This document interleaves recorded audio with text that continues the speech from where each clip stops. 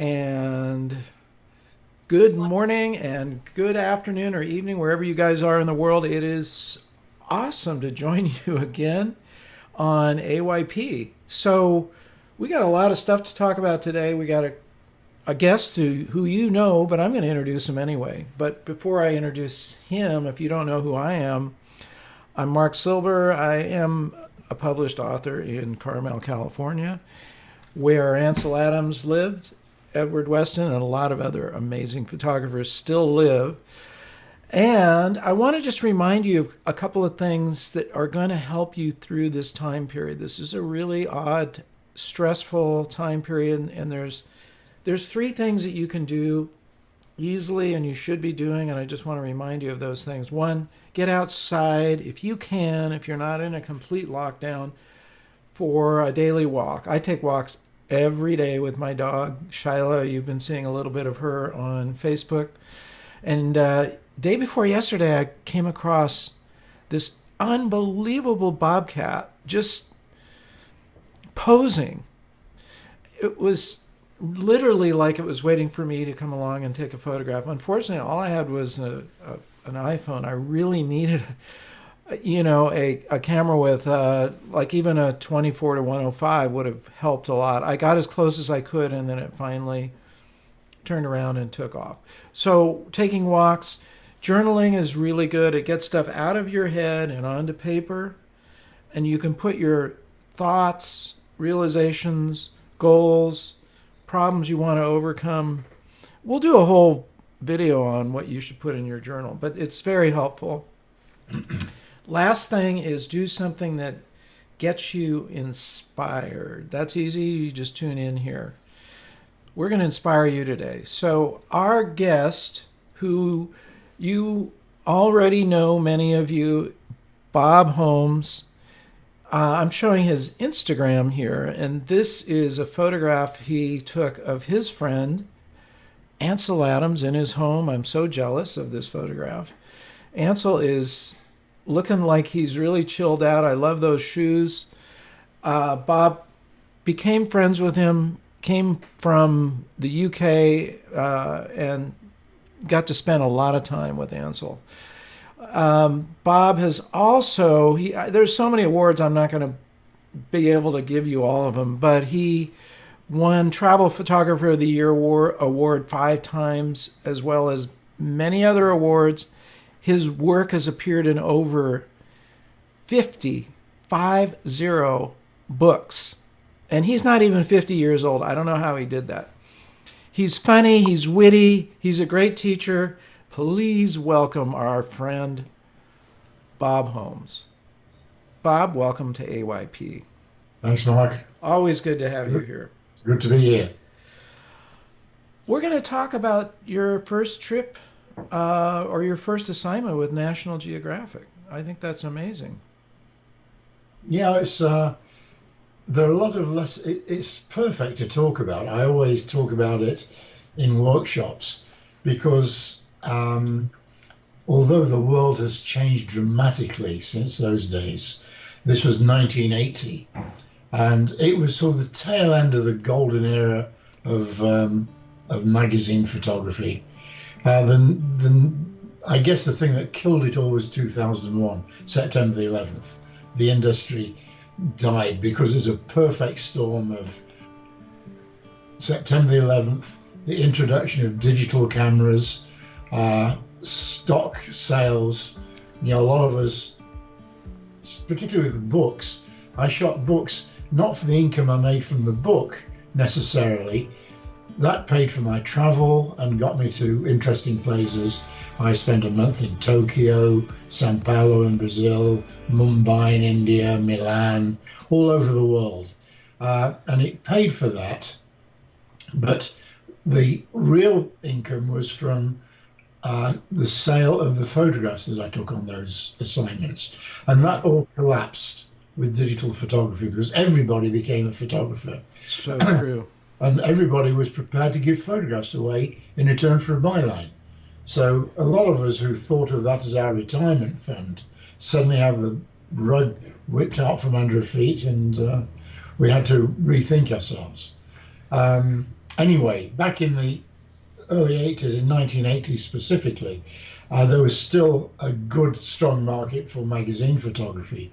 And of course, my mother always used to say, you're obviously good enough for National Geographic. And I believed her. You What a know, wonderful thing for her to say. That's how great. could your mum be wrong? And Yeah. that is really the first lesson. Don't listen to your friends and relatives because they're always going to say things like that. You know, the number of people that come up to me in workshops and say that, people have told them that their work is good enough for whatever.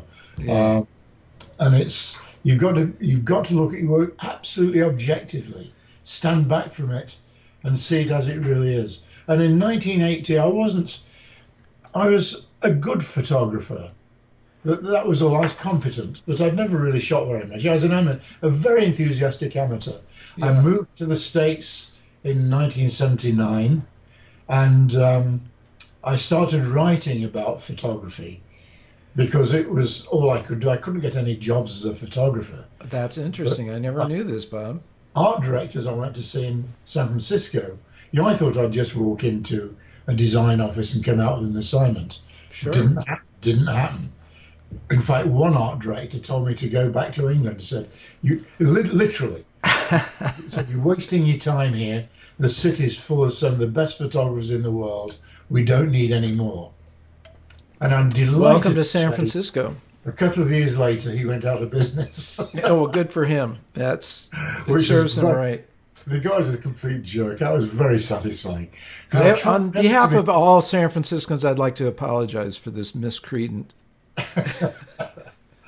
It's an important lesson, really, because if you determine to do something, you shouldn't become discouraged. You can always find a way to do it. True. And today there are more outlets for photography than ever, but they don't pay anything. That's the sad part of it. But the fact that we're doing this now over the internet, this is a massive, massive market for imagery. Yes. So if you want to see your work being published, there are no end of outlets for it. But in 1980, of course, there was no internet as such, and we couldn't get things published digitally. Right. It was still the era of traditional magazines. So I was writing for this magazine called Darkroom Photography that some of the Americans listening may remember. It folded really. I don't remember it. I'm embarrassed to say. Too young, Mark. You're I know, much too young. way too young. Yeah. No, Darkroom Photography is published in the 80s and 90s out of San Francisco. And of course, it's all about darkroom. Yeah. So with digital, there's no longer a future for that magazine.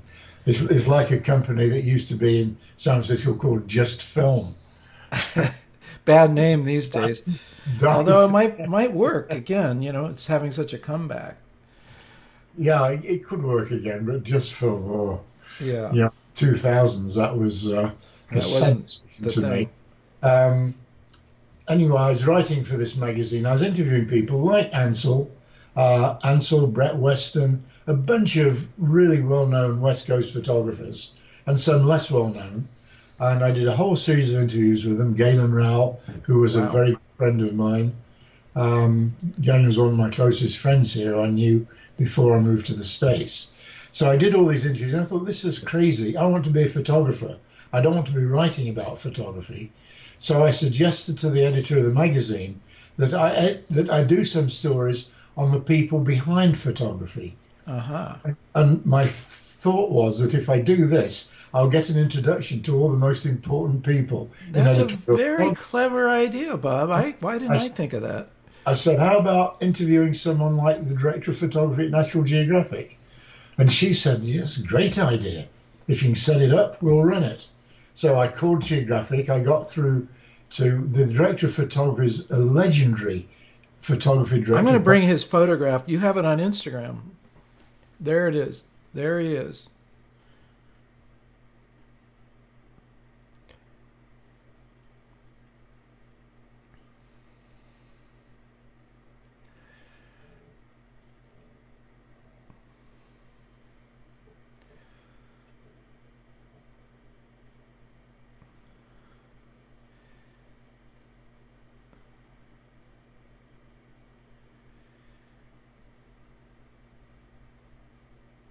What was the magic? Stop there for a second, because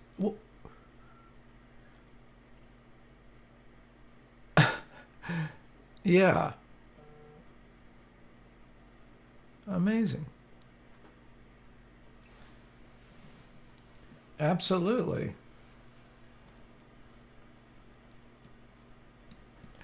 Oh, I see.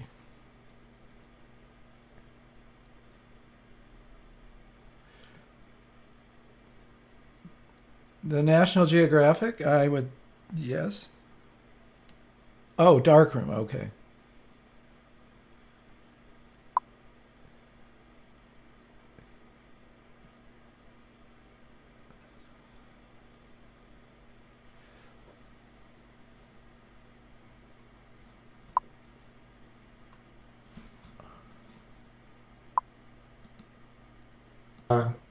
Hence, that's why it's a square format. And I took a series of photographs of him behind his desk. Most of them is on his phone, talking to photographers in the field. And at the end of the interview, which went extremely well, I said, I've got, I've got a few photographs with me. Can I show them to you? And I had some sheets of transparencies that I'd put together, and he sort of eyes rolled, and oh God, I knew this was coming. And he looked at them, he felt obliged to look at them. And I said, I've also got a few story ideas I'd like to pass by you. And I gave him these three story ideas, and he said, let me think about it. And I walked out, not expecting anything. And then a few weeks later, I get a call back again from his secretary saying, Mr. Gilker would like you to shoot one of the stories you suggested to him. And this was an assignment to Pakistan, to the Karakoram. And that was really an incredible break. And years later, he told me that the reason he gave me the assignment wasn't on the strength of my photographs, which he said were okay, nothing remarkable, that any number of people could have shot that stuff. But I was the one that got through his door. And he said anyone that could get through his door could handle a geographic assignment. Well, that is saying something too, Bob. I mean, really, And right? is being able to engineer that entree to the magazine, or to him. And his door was permanently closed unless you're an established photographer with a magazine. So I managed to break through that barrier in those days, because Geographic in those days was like a family. It's changed out of all recognition now Yeah. through the different ownerships, and it's no longer the family group of people that it used to be. But in those days, a very closely knit family, and it was great. A lot of camaraderie. Anyway, That's that's how it all came about. that's Which brilliant. is the lesson is, I guess, you have to think on your feet. You have to engineer ways to get in to see people or to do a story. It's not just about seeing a director of photography. It's about seeing people to complete a story when you're in the field. It's engineering ways to get in, because most of the photographs you see, anybody could have taken them. It's being there. That's the key. It's all about being there. That is really good advice. Woody Allen said 90% of success is showing up. True. Yeah, If you absolutely. show up, then Yeah. you have an opportunity. If you don't show up, nothing happens. I think it's like 99%, because if you don't Oh, show up, nothing's going to happen. this vodka's strong this morning. You know, I thought that was a healthy way to start your day, Bob. Well, that's just half a pint. Okay, just a half a pint of vodka. That's keep it moderate. Well, Um, should we dive so, into this assignment, yeah, or do let's you, go into the story, because okay? that there are a lot of interesting lessons I learned. I would like to But, apologize. We did have a little technical difficulty behind the scenes, but I believe we're okay. We lost your audio for a little bit, Bob, but that ah, was we fixed it. Okay, so we have this first photograph. Caution: foreigners are not allowed beyond this point. Well, there's a good way to arrive on your first assignment.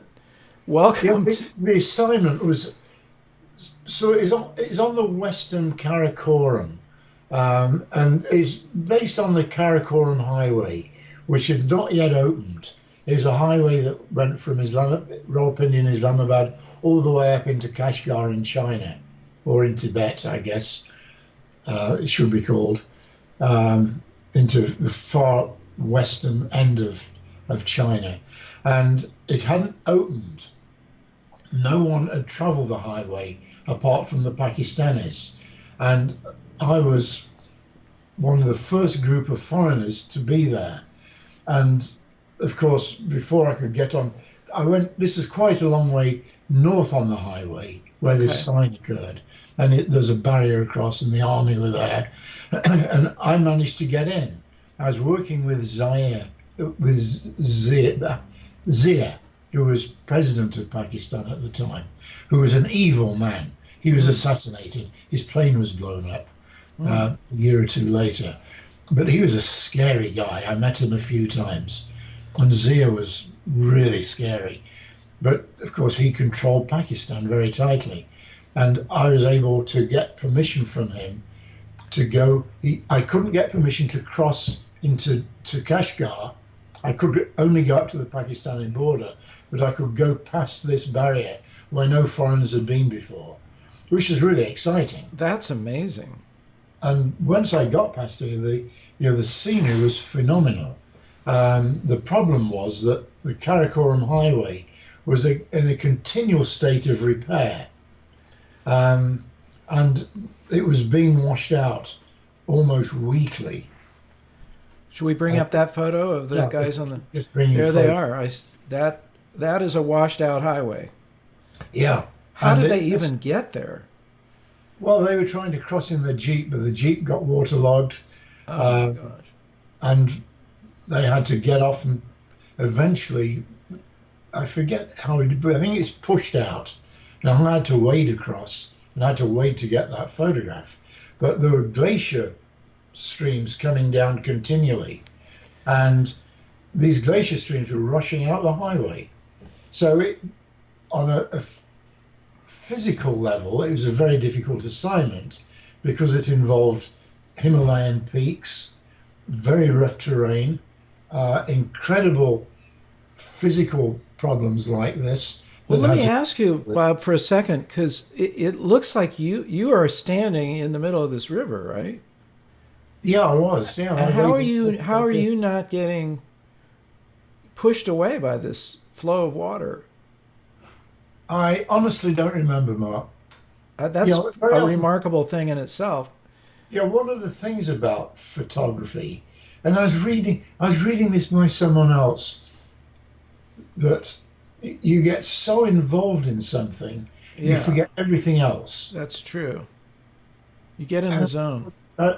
It was not related to photography. I read something about someone, you just get in the zone and everything else disappears. Yes. And all you think about is what you're doing. And it's true. It is true. When I'm on a roll and really focused, that is my whole world. And this was the sort of situation. It was incredible imagery. And I got a series of photographs of. Should we go to the next? Were these all in the Geographic issue? No. Okay. In fact, none of them appeared in the actual issue. Oh. Because just after we shot the story and had it edited, Tibet opened up. And they ran a story on Tibet, and they couldn't run two Central Asian stories at the same time for a period of months. They had to vary the geography. Sure. So it's one of those situations. Someone described it, working for Geographic, as being permanently pregnant. You're always about to give birth, but the birth never happens. Oh my! And it happens so often. There's so many stories being shot at the same time. Sure. Because in those days, there's a huge amount of money available, and money was thrown at stories all over the place. And sometimes you were lucky, sometimes you were not. So these photographs were used in a lot of other publications by Geographic. Right. And I think the next photograph is one of a landscape. Spectacular. Is that in the early morning? The sun hitting the peaks? I don't think it was. Okay. But it was way north on the Karakoram Highway. And this has been used in calendars. It's in a book called The World's Most Beautiful Places, I think. a number of geographic publications, and it's used for years. Uh, so they keep those photographs and keep reusing them, Right. which is great. So they do see the light of day. Um, but this place was absolutely spectacular. It's phenomenal landscape. I And guess that wasn't early morning. That was afternoon okay, because so I'm that's I'm I'm facing north, and the sun is coming from the west. Obviously, I see. and Okay. it's probably mid-afternoon. It's Yeah. not the ideal time for landscapes, but it worked. And I love the diagonals everywhere. It's all diagonal lines Yeah, it's and incredible triangles. place. A lot of geometry, as our friend Cartier-Bresson loves. And I did a lot of landscape photography here because we went up to an area called the Hispar Pass, which is very, very high. And that really is that's another story because um, I had to run for my life out of that area because of a fight Once that, again, Bob, that's the yeah, story of your life. yeah, it is. A fight broke out between two rival groups of porters who were going. I was with a couple of Chinese scientists who had a camp up on the Hispar Glacier, and a fight broke out between two rival groups of porters, and I was caught in the middle of it. Wow. And the one of the groups came to rescue me, which was a big mistake because I got on with this other group, but they thought they were rescuing me, and we ran for our lives down. We did a 3-day hike in overnight. We just run like hell. Wow. Oh God, it was scary, really scary. That's a totally different story. Bob, you have to Uh, write your autobiography someday. I mean, one of, one of the best these stories are really amazing. one of the best lessons I got out of this assignment, and it's one that even applies today. Uh, this area in it's called the Hunza Valley, and they're Ismaili Muslims, and it's one of the few. If you can go on to the next photograph, Mark, Sure. these Ismailis are one of the few Muslim groups that drink alcohol, and they make alcohol. Yeah, it is absolutely awful stuff. They brew a kind of beer, and I'm not sure what it's probably rice base, but it's awful. It's dreadful, and they make it in cylindrical wooden vessels, and Oh, should I everyone, bring that guy up? What we have is the guy standing on the oh, outcropping. yeah, we can show that. Yeah, bring that one up next. I'd forgotten that was there. Do you want to talk about this one, or we go to the guy Yeah, in the? this Okay. this is up. This is up on the Hispar Glacier, really high up on the glacier. It's at about probably 14, 15,000 feet. It's pretty high, and there's this rock. The light was beautiful. There's incredible Absolutely. light. He was someone that I was traveling up with. He was a filmmaker, and we both ran up this rock and stood on top for each other. He filmed me going up, and I shot Oh, him. that's fantastic. So yeah, it's a stage photograph, obviously. Yeah. It just crying out, and it's the sort of thing. Without him on top, it would have been nothing. It needed a person. It's your punctuation, It's exactly, Mark. It's punctuation. and it's backlit. It's Essential silhouetted. It's punctuation. amazing. Yeah, it's a kind. I love silhouettes. Yeah. Yeah. Oh, you Anyway, you you didn't have to use ropes. I mean, that's not a technical climb. You just kind of well, it was technical, but bouldered up we it, or both, did you we did both, you have ropes? we were both climbers. We didn't have ropes. It was Yeah. technical, but not, you know, not by modern standards. Sure. And That's fantastic. we were both very fit and very competent climbers. I wasn't the elderly wreck that I am now, in spite of Well, being under 50, Mark. I know, just barely 50. We'll have to work on that. Now, Yeah. Bob, I can see some. It looks to me like I'm seeing some grain in that. What was the film here that you were shooting it with? You shouldn't be seeing grace. Kodachrome. Maybe it's just my screen. Okay, Yeah, so that's fine grain. yeah. Kodachrome. Look at the It's Kodachrome, yeah. well, look at the capture. I mean, as far as there's when you're shooting film, if you guys don't know this, you know, you're not tweaking it in the back of your camera and you're not tweaking it in Lightroom, right? Yeah. You get that image and you sent those rolls off to Geographic. That was it, right? You didn't do Yeah. anything until I you had got it no back. idea what I'd got on the film. That's so amazing. Well, I Very did have. different world. I had an idea because I didn't have a lot of I should say I didn't have a lot of experience in these days. You know, I was given 300 rolls of film to shoot. Geographic sent me 300 rolls of 300 Kodachrome. rolls of Kodachrome. I'd never seen that much film in my life. Literally. I Up mean, to that's that like a point, suitcase I of had film. I hadn't shot 300 rolls in my life. I hadn't shot them because I was an amateur and I was paying for all my own film. So I was very careful. And the problem was, as we'll talk about in the next photographs, I was shooting as an amateur, being careful about every frame. Right. So I took 2 frames of this. Oh my gosh. You know, it's ludicrous. Yeah. And I didn't shoot 300 rolls. I tried and tried to shoot all the film and couldn't. I couldn't do it. Isn't that amazing? Looking back on it, it's bizarre because I shot film on Day in the Life of Thailand, and I shot over 90 rolls of film in one day. Well, 300, Without let's just do the math here. 300 exposures at 36 each is only, what is that? 1080, right? It's not even one memory card full of images.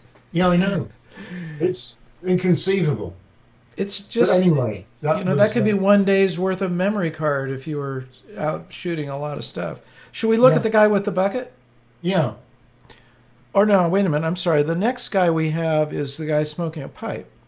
Oh yeah, this trip. You know, my background, apart from this passionate interest in photography, and I should say that even though I was an amateur, photography was my life even back then. Yeah. I subscribed to every photography magazine I could find. As soon as books became available, good photography books became available in the early 70s in England, I bought things like Edward Weston's day books, Oh, yeah. Mirrors, Messages and Manifestations by Minor White, you know, a lot of the great classics of photography. But I was also a very fanatical climber. One year I spent every weekend out climbing, and often a couple of nights a week rock climbing close to home. I grew up in Derbyshire in England, which was a hub of rock climbing, where a lot of the great rock climbers cut their teeth.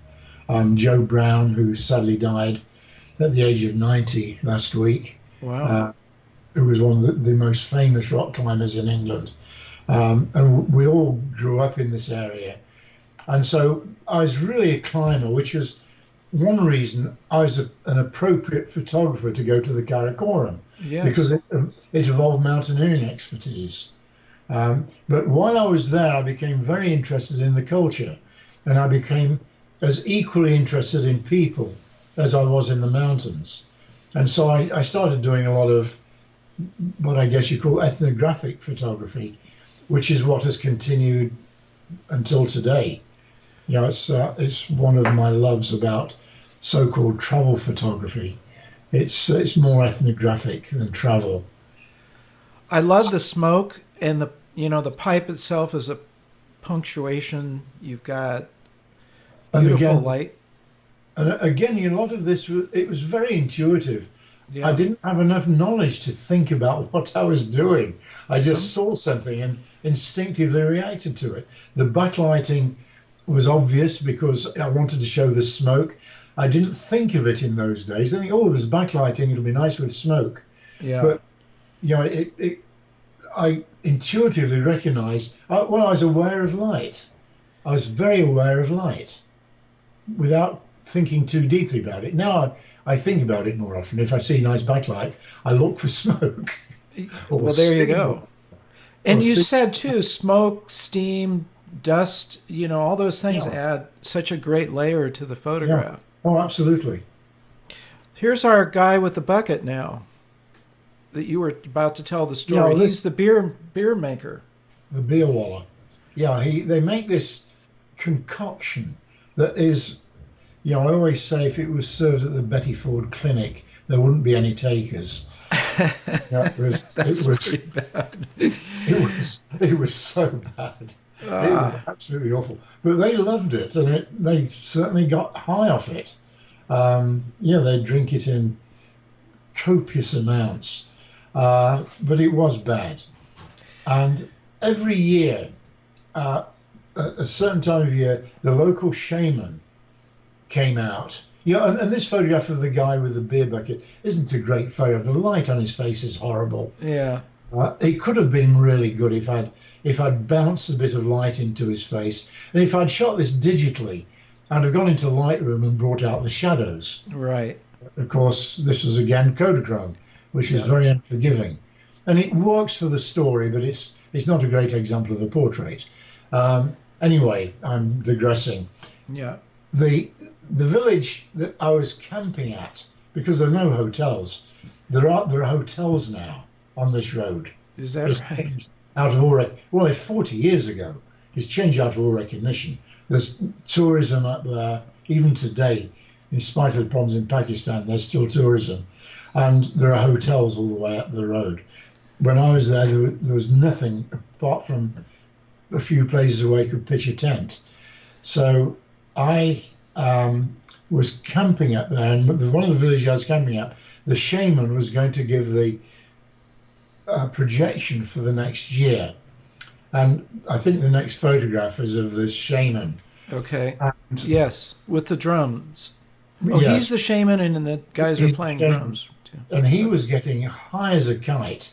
He'd been drinking this brew, Oh and he my. was sniffing juniper smoke, which apparently is, I guess it has a similar effect to a good marijuana. But he was pretty high. He was out of it. He And looks like it. And I was there. Yeah, I was the only foreigner, literally the only foreigner around, in the middle of this big circle of these villagers, and it was a really exciting situation to be in. And I had three cameras because I was shooting for National Geographic. I felt really self-important, and I Yeah. had three cameras around my neck, three Nikons, all with different lenses, and I was, switching between the cameras, getting tight shots of the crowd, getting wide shots, and then they brought a goat out on a rope, and someone with a machete came up and sliced the goat's head off. This live goat's head off. This guy picks the goat's head up and starts sucking the blood from it, from the head, and you see the blood on his face. Oh, But I, that's. Where are but I those images? I'd run out of film in every camera. No. All three cameras, I'd totally run out of film. I could have got the shot of a lifetime with him with this goat's Drinking head blood. with Oh blood my coming god. out of it. And I missed it. Geographic never knew because they didn't see the photograph. But I missed the shot. And it's because I was always trying to squeeze the 38th frame off a 36 exposure. That's right. I forgot about that, Bob. And you You get know, to 37 and a half sometimes. yeah, and it's because of this amateur mindset. Oh, that's I so was trying funny. to get as much out of the roll as I could, and I'd run out of film in every camera. And I had loads of it. It wasn't that I short of film. I got more rolls than I could shoot, but I didn't That's think to change them. And the same, you think this, okay, so it applies to film photography. It applies now. If you got a memory card in and your memory card is almost full, put a new one in. exactly. Don't wait until it's full. Be And it's easy with prepared. memory cards, but with film, after this experience, if I got to 30 frames, I'd take the roll out and put another roll in, particularly when there's stuff like this happening. If Absolutely. I'd known what was going to happen, of course, I'd probably be more prepared. But it's one of the biggest lessons I've ever learned. Always be prepared. Absolutely. Especially with three cameras. That's pretty remarkable, Bob. Yeah, unbelievable. But I was shooting like crazy. Yeah, it was so exciting. And then I missed the climax, the money shot. I missed. Well, we So would never know that, though, because there's a no, you never story know. going on here. I mean, it's still a fascinating photograph. All men, too. I don't see a Oh woman yeah. anywhere. No, you won't see any women. They're all inside. In fact, the one thing about this altercation that the two villagers had, the village, the really angry village that were known for they'd robbed a Chinese mountaineering expedition once, and the whole village had been put under arrest and put on probation. But this village was so remote, it was a 3-day walk away from the nearest roadhead. It was a long way away from anywhere, very, very remote. But these villagers were notoriously bellicose. You know, they were not a friendly group. But I got amoebic dysentery on this trip. Yikes. And I was holed up in this village for several days in a pretty bad state. But I got to know all the villagers really well. And I'd never seen a woman. And Galen Rowell had been in the same village on a mountaineering trip earlier, and he'd never been allowed into the village. It's a village called Hispar, and he'd never been allowed into the village. They eventually they invited me into the village, which was unheard of, and actually invited me into one of their houses for tea. And I met some of the women. They wouldn't let me take photographs, but I met some of the women, which was absolutely remarkable. They trusted me to that level. And then this other village came up to rescue me. And of course, they're all really pissed that they'd sort of adopted me as their friend. And then I turned on them in their eye. And they were chasing me, and they'd have thrown us into the river. Maybe it's because you didn't drink enough of their beer that it's just sparked this whole conflict. Bob, anyway, we've come to the end of those images. Those are remarkable. Why don't we grab some questions here? We've got a lot of people who I haven't even welcomed. And let me pull the screen up here so I can see you guys. So, Danny, hi Danny, Amazing Light. Do you guys have any questions for Bob? Now you've got him here. This is your opportunity. Eric says, incredible stories, Bob, worth staying up late for. Where are you, Eric? You're staying up late for Bob. These are bedtime stories. And we're talking about this being his first assignment. Really, Bob, this is your transition from amateur to pro. Oh, I can see the questions now. Yeah. Oh, I've got them up on my other screen. Great. So we've got people tuning in from all over the world. We love it. And by the way, you guys need to make sure you join our AYP Club Facebook. Jared can put that up there. I put it up earlier because you can hang out with each other there, not just on YouTube. We thought it would be really important because, these comments go away, but you can go over to the AYP Club Facebook page and hang out again and keep talking about what you learned today. This is really important. Bob, I'm going to ask you this question. So if you had to kind of say in one sentence or two your biggest takeaway from this first experience with Geographic, what would you say it was? Be prepared, obviously, is a major one. Do your homework and be prepared. That's the biggest lesson. Absolutely. Don't run out of film when the guy's about to drink blood out of a goat's head. It's the same here. It's embarrassing to say, but once I went to shoot, in fact, it was an assignment Galen gave to me because he didn't want to do it. He was shooting a whole group of scientists at a place called the Bodega Bay Institute in California. Sure. And it was a big group shot, and it was the last thing Galen wanted to do. So he talked me into doing it for him. And I went, and I got there, and I'd forgotten to bring any film. I hadn't got a single roll of film. How did you get out of that? How did you fake your way through that? And you don't even have an iPhone to pull out of your pocket. I drove back home and picked my film up. I left my box of, I had a bag that I kept filming. I forgot to pick it up. On another occasion, I was driving. I lived close to San Francisco, and the 101, which is the major freeway that goes from Marin down to San Francisco, is a nightmare at commute times. And I Totally. was driving up to Napa for a shoot in Napa Valley at a winery, and the winery got all their staff together, all the tasting room staff and everyone else, again for a group photograph for a book. And I was driving up against the flow of traffic, and I sort of laughing to us. I look at all these suckers. They do this every day, commuting in this stop and go traffic all the way down to the city. And I was passing them. So I was Suckers. doing 70 driving past them, laughing to myself. And I got halfway there and I thought, oh shit, I forgot my cameras. Forgot your cameras, not just the film, the I forgot whole. my cameras. And I had to turn around and I had to join all this stream of traffic going back. I had to make a very embarrassing call to the winery. And I forgot fortunately, something kind of important. It's not an essential, but I should probably go back because we might need these things called cameras. Well, Bob, it can happen to the best of us. yeah, today, of course, I'd have probably used my iPhone and winged it. I had a But, shoot with Annie Leibovitz, and I had no memory cards. And I yeah, thought, no problem, they're in my car. I went back to my Land Rover, opened up the camera case, no memory cards. Then I remembered they were no, it wasn't memory cards, it was batteries. No batteries, they were all in the chargers at home. yeah. Oh, I've done the same.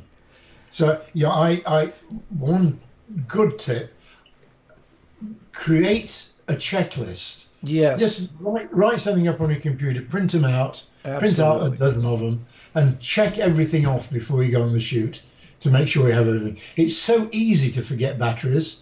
It's easy to forget memory cards. All I often sorts of forget things. with my drones. They take the micro SD cards, and I often forget. I take a micro SD card, download it from the drone, forget to put it back, and I rarely carry spare micro SD cards. So if I don't have one, then I'm screwed. I remember I was doing a shoot somewhere in the last couple of years, and I remembered that I had one in another device. I forget what it was, and I took they're really tiny Yeah, things, those little and I tiny put it in things. the drone, and they're sort of spring loaded, and I sort Yes. of put it in, and it flew out, and it landed in the dirt. And I couldn't find the damn thing. I spent ages sort of sifting through the dirt. Look at this tiny little chip. I found it eventually. But boy, But by you then know, you've got check. dirt in there. Oh, wow. Oh, it was, the point of that shoot was it was for a sunset shoot in a vineyard in Napa, some aerials at sunset. And I Yeah. could see the sun disappearing. And I couldn't find the damn card. And I'd driven for an hour to get to this spot. So, that was Be an hour. prepared like the Boy Scouts. We're going to take a couple of questions from you guys. Rachel says she keeps a card in her wallet. That's a good idea. How Well, isn't it? about so I saw one here that I wanted to ask you about, which is do you speak through translators when you're in these places? It depends. It's really nice to be able to. And I noticed that Jose Santos has joined Yes. us. Yes, And Jose. Jose is a great contact for Portugal. My Portuguese is very rusty, apart from pronouncing Jose correctly. But I don't know a word of Portuguese. And Jose is not only a great photographer, but he knows the country very well. And a friend of mine had worked with Jose previously and introduced me to him, and he was tremendous. And I always try to find someone, ideally a photographer, because photographers understand. They understand what you're after. Yeah. And Jose's the best. And he runs photo tours, and the picture photo tours, which are amazing. But in other countries, I'll try and find someone who can at least translate. But often they don't understand what we need. In India, for example, I often used to get drivers who spoke reasonably good English, but they couldn't understand how critical it was to be out before sunrise. They'd think, so I'm 20 minutes late. What does it matter? He goes, you miss it. That's the And whole. he put, drill it into them that time was absolutely critical. Absolutely critical. Yeah. And a photographer will know that. So The golden hours don't wait for the cab. I mean, you have to either be there or you miss it. Bob, we're going to wrap up here. Is there any final message you'd like to leave these guys with? what there's a message from Avram Okay. saying he forgot his card but found a store nearby. In most countries, that is fine. But if you go to some countries, for example, I was taking a group of photographers to Vietnam through our Lumaria workshops. And one of the people that came had forgotten to bring memory cards. And he bought a bunch in a store in Hanoi. And they were apparently SanDisk cards, They were but they're knockoffs. total fakes, Ah, knockoffs that failed. Every one of them failed. oh, brutal. So you have to make sure you get good quality cards.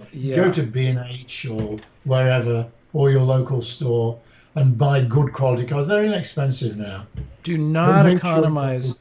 You know, what's the point of good. having a $5,000 camera and a cheap memory card? Listen, we were sponsored by SanDisk originally, and I'm a believer.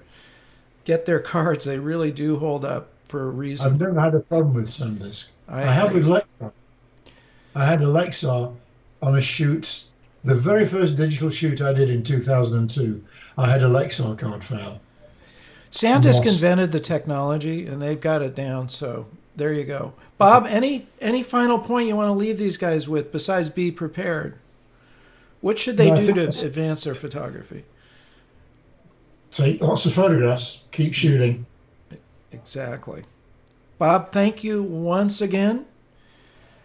Enjoy this beautiful day in Marin, and we'll Yeah, be yes, tuning in with you really soon again. great. Look forward to it, Mark. Thanks. Bye.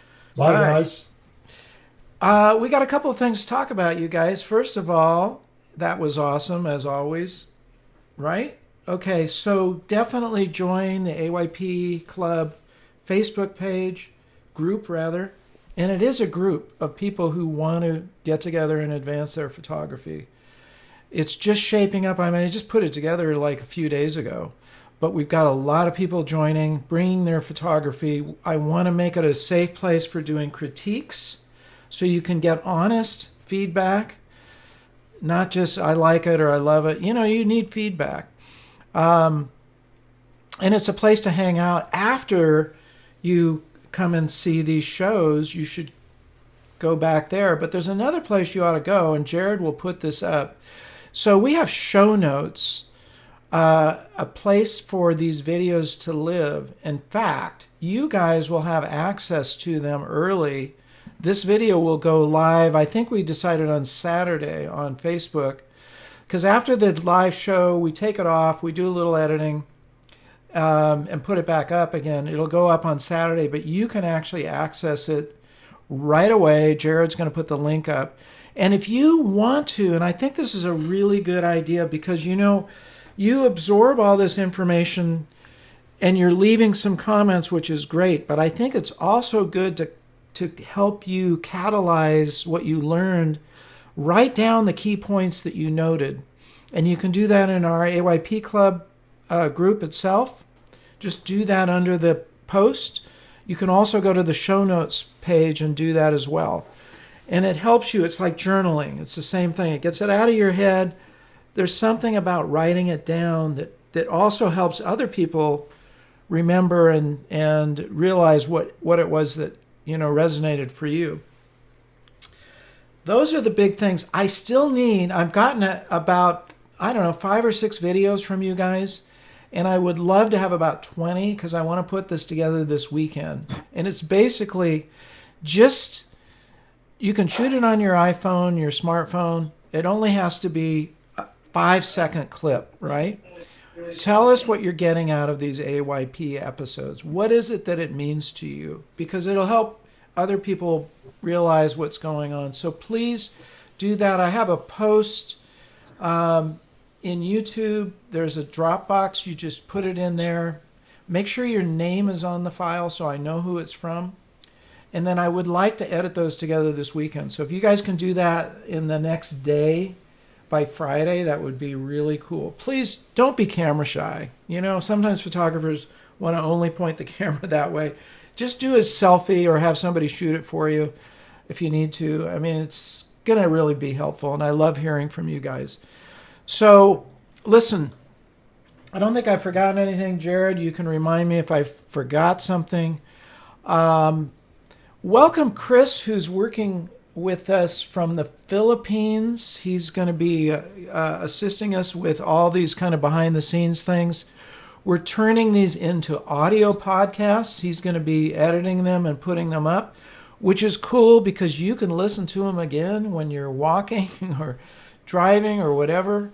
Another way to absorb this data. So that's going to happen next week.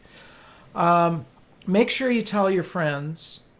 Follow us. You saw Bob's Instagram. You can follow us. You can stay up to date. But it's really important that you tell your friends to come on board with us because we have a unique channel. We bring people that you're never going to find anywhere else. By the way, Matt Granger is going to be on tomorrow at 10 a.m. Matt has done a lot of traveling. His photographs are from all over the world. He's got some stunning images and a lot that he's going to tell you behind the scenes. 10 o'clock tomorrow. I'm lining up all sorts of cool people for next week. We're going to have, I believe, Lauren Bath from Australia. We need more women. Deanne Fitzmaurice is joining us, a good friend of Bob and mine, May 11th. So we've got a lot of people lining up. Okay, you guys, so I think I've said everything. If you haven't already subscribed to this channel, make sure you do that. Subscribe to the AYP page, like us, share, and remember to get out and capture your own images of life. I love you guys. Stay safe, stay well, get outside, take a walk. See you soon.